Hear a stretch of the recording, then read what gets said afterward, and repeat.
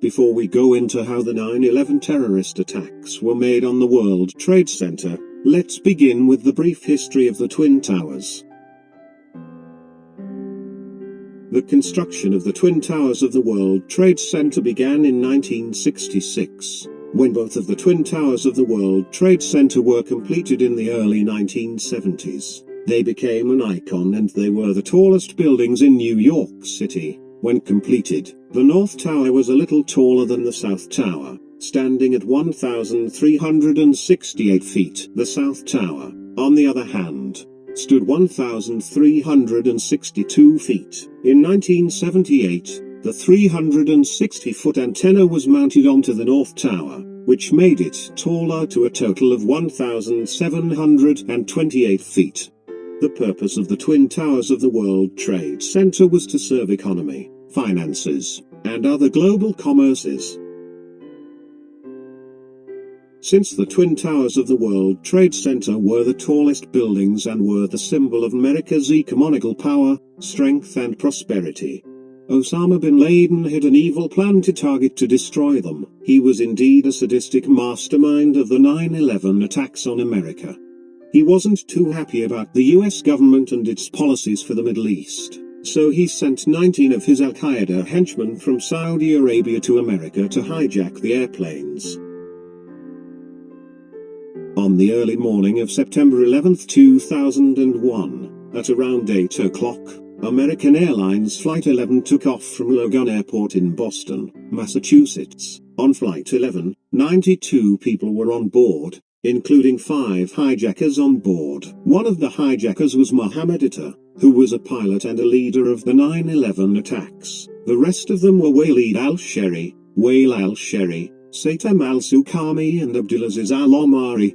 Then, at the same airport in Boston, Massachusetts, United Airlines Flight 175 departed at around 8:15. Shortly thereafter Flight 11 took off. Flight 11 carried 65 people, including 5 hijackers on board as well. One of the hijackers on that plane was a pilot whose name was Marwan al-Shehi. The rest of them were Faiz Bani Hamid, Mohammed al-Sherry, Hamza al-Ghamdi, and Ahmed al-Ghamdi. Both of the flights were heading to Los Angeles, but they were both being intentionally hijacked and suddenly redirected towards New York City. Flight 11 made a sudden sharp turn at around 8:26 towards New York City when it was being hijacked.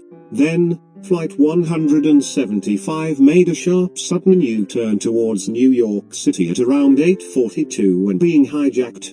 During the time of the hijacking, Mohammed Atta took over the cockpit of Flight 11 that deliberately drove into the North Tower at around 8:46.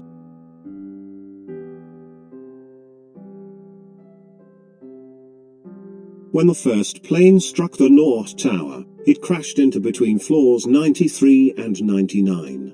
When Flight 175 was being hijacked, Marwan al-Shehi took over the cockpit and drove it towards the South Tower of the World Trade Center at around 9:03.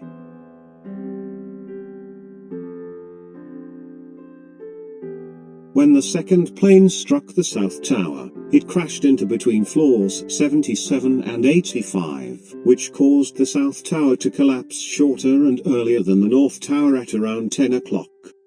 Then, later on shortly thereafter, the North Tower collapsed at around 10:28. Sadly, both of the Twin Towers were gone.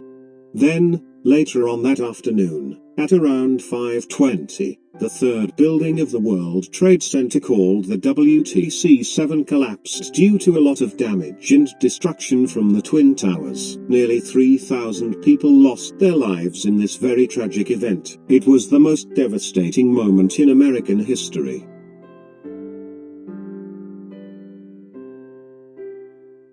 Many years later, after the Twin Towers were gone, in 2013, a new World Trade Center building called the Freedom Tower was built.